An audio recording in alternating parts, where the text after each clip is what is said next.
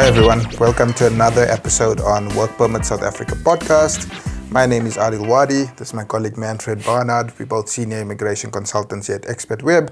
Xpatweb is the premium immigration service provider for large corporates and individuals who need assistance with any work visa related queries. Yes. Today we've decided I think it's time with regards to the new immigration regulations, the time of the year as festive period approaches, that maybe we should discuss how the new regulations as well as any visa renewals which companies or individuals might be needing to do at this stage. How do they tie in? How exactly are people going to manage it at this time of the year? And what's the key challenges which maybe they should consider before going ahead with anything?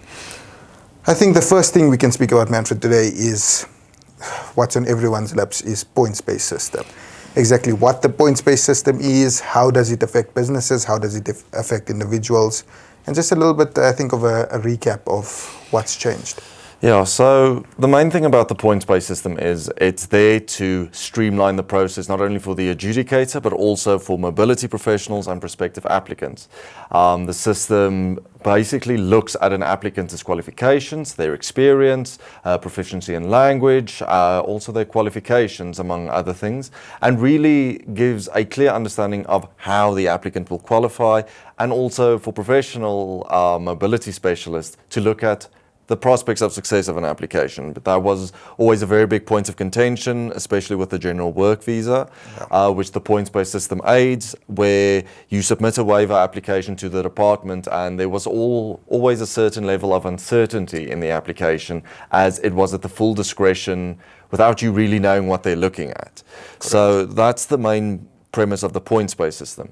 With regards to how businesses and applicants can utilize the system, as I touched on, you can now basically do a pre-screening of your chances of success. Normally, we would advise that you consult a professional to say, what do you need from me? How do I perform this assessment? As it is a lot to take into account, and you can get caught into so much red tape when performing assessments, and therefore you need a trusted provider to determine your eligibility and really where to start on this application. Definitely. I think bringing assessments into there is critical. Like I said, the change is fairly new, but it is fairly simple when you look at it. Problem is determining, as the points are spread out between, if you're at a certain level, you get X number of points. If you're at another level, you get X number of points. Determining stuff such as NQF levels, for example, is a little bit more difficult for the average person to just know off the top of their head. That's why I think risk assessments at this stage of the year is probably the most important thing for succession planning, for companies who are looking to maybe extend a person's contract or move a person or keep a person in South Africa for a few extra years. Alternatively, this is the time where a lot of companies are looking to employ new people, start the year fresh. But when employing new people, we need to determine what type of visa category will they qualify for. Before, like you said, with the waiver applications, etc., it was quite simple. It's either you're qualifying for critical skills work visa or you're going to have to do a waiver to try and get a general work visa. With the points-based system, it's almost as if the two are intertwined. So it's kind of critical that everyone does a risk assessment before determining the visa category, because we know for a fact that if the wrong visa category is chosen, it will probably lead to a rejection and therefore lead to an applicant not being able to travel to South Africa when they're supposed to start. I think it's one of the key things that businesses need to start introducing within their mobility departments, whereby risk assessments are done for all individuals before any visa application. Yes, absolutely. And I think another key aspect is, you touched on it briefly, is the renewal of current staff members. So a lot of companies we service, obviously, do make use of foreign talent. And it's encouraged by the Department of Home Affairs. Leon Schreiber, even in his event here with us, mentioned that that's Home Affairs' big thing at this point in time, is economic growth. Yes. And the critical skills list chops and changes. But this points-based system is very much a game changer. As general work visas are now a lot more accessible, it also means that it's less accessible in a weird way. You touched on the SAQA.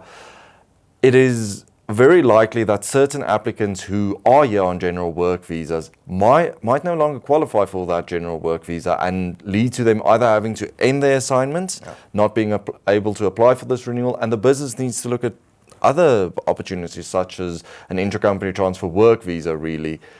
And with that being said, again, it's the risk assessment thing. You need to perform that quite early as well. A lot of the times applicants receive their visas and then it's closed. Then they only look at it a bit too late. We've noticed that a lot of the times applicants reach out to us within about 4 months, and then during that time there's a lot of back and forth. The contract extension is only happening then, so there's a lot of discussions, and during the discussion period time moves by a lot quicker than one would think. And that leads often to applicants not submitting in time. So in South Africa, it is required for you to submit an application 60 days prior to the expiry of your visa.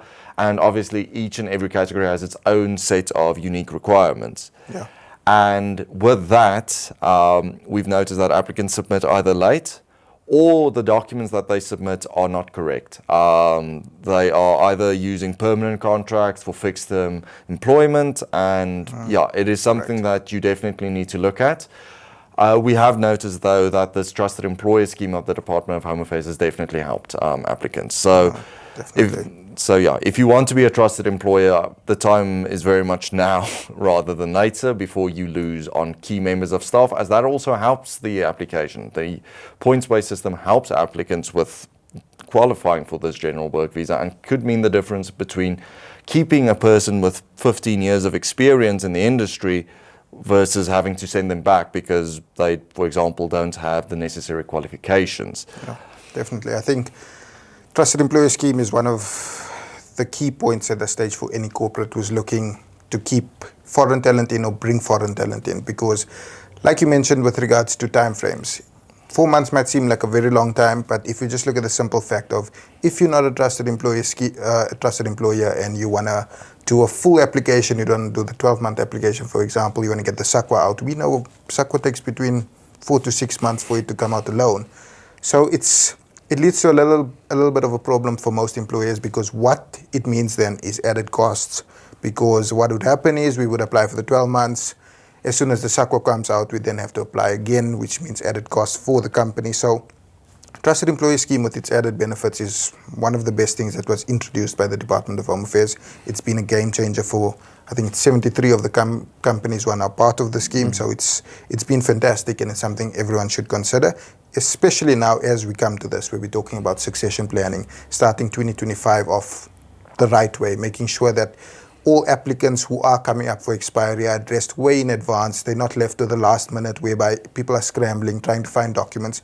Because unfortunately, if things don't go as smoothly as one would hope, it means uprooting an entire person's life. It means they have to travel back home to try and resubmit a new application. Their kids have to be pulled out of school. Their wives have to accompany them as well. It's just basically, it's a little bit of a mess for the company and the applicant themselves. So it's definitely something succession planning at this time of the year, as tired as everyone is, I know we all feel it. It's something which a company has to do, or alternatively outsource to a company like ours, whereby we can have a list of your applicants, do full risk assessments on all of them, prepare in advance to make sure that you are prepared. So when 2025 kicks off, there's no worry about, oh no, did we forget someone? Everything has been done.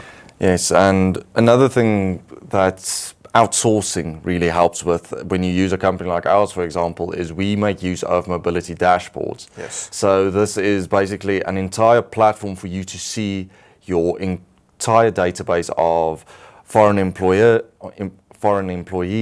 the expiry of their visa, the type of visas they're on, and this can really help you with the succession planning. You touched on it now, starting 2025, like on a high, you're not getting back to the office and like, oh my goodness, I have so many expiries coming up, I don't know where to start. This dashboard basically stops that. And another thing that we need to be cognizant of is South African embassies and also the centers in South Africa where you need to apply for the renewals close down for the festive holidays. So we expect it to occur between the middle of December, and only reopen it at the middle of January. So this could leave you in a very precarious position, because that time frame you had, let's say your visa only expires on the 10th of January, that expiry has basically now been pushed back until 15 December, or actually, not even 15th December, like 13th of December, then the window has shut. So, yeah, being proactive is a vital thing currently. Yeah. I think lastly, the last thing we can probably touch on is just with regards to where Home Affairs currently is at, with regards to clearing the backlog and the promise of a backlog-free Christmas this year. We've seen them do a lot better. I will give that to them, but I don't think where they need to be in order to clear the backlog by December. So with that being said, there's no guarantee though, because if they do clear the backlog, the concession won't be extended. So a lot of people at the moment are relying a lot on the concession because their visas are still currently pending or whatever it is. The concession's been there for a while, almost 2-3 years now that the concession's been there.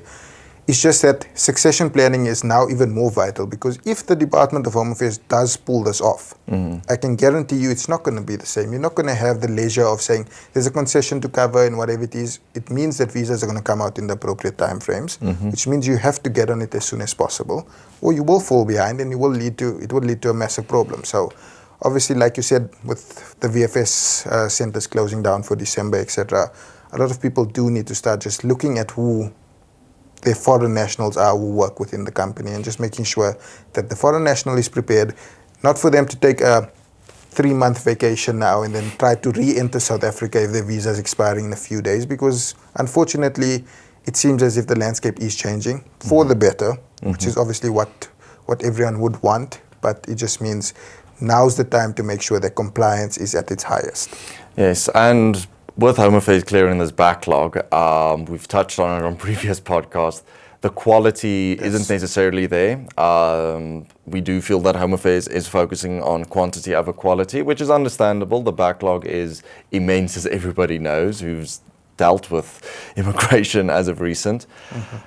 That also means that the chances of you submitting an application, the chances of rejection are sky high currently. And that means that you really do need to make sure that the documents you prepare are thorough and accurate to eliminate any risk in the adjudicating official's mind that this application will meet the criteria. And that could leave your expatriate in an exceptionally problematic situation. Should that visa be rejected, that means possibly that the applicant must still uproot his or her entire life, take the family out of the country and everything, and have that uncertainty of, if I leave South Africa, I might be declared undesirable because I overstayed my visa, and the official, because it does happen, we've seen it on multiple occasions where the border officials at South Africa's port of entries are not that well acquainted with the immigration law. Correct. And you present them this letter to say, I've collected my rejection within 10 days, here it is, I'm here to depart. They declare you undesirable. To them, that they don't view that paper as a status, even though it is. And yeah, the time really is now if you want to renew a visa and also do it thoroughly. So, yeah. Definitely. I think my closing before we end is with regards to that fantastic point. We do assist with something known as a travel pack, which obviously helps facilitate a person's departure from South Africa if their visa hasn't been issued as yet. Something definitely viewers out there can reach out to us to see if that maybe they qualify for the travel pack and we can assist them. But definitely, rejections, massive problem at the moment, means appeals are probably going to be even more backlogged than what they already are. Which means if your application was put in and it wasn't put in properly and it gets rejected and you appeal, you're probably going to be waiting longer than 12 months at the moment. So something for everyone to consider. But yeah, I think for today we've touched on the most important parts: succession planning, visa renewals, the new immigration landscape. So yeah. Thank you, Manfred. Thank you, Aadil, and thank you to the ladies and gentlemen watching.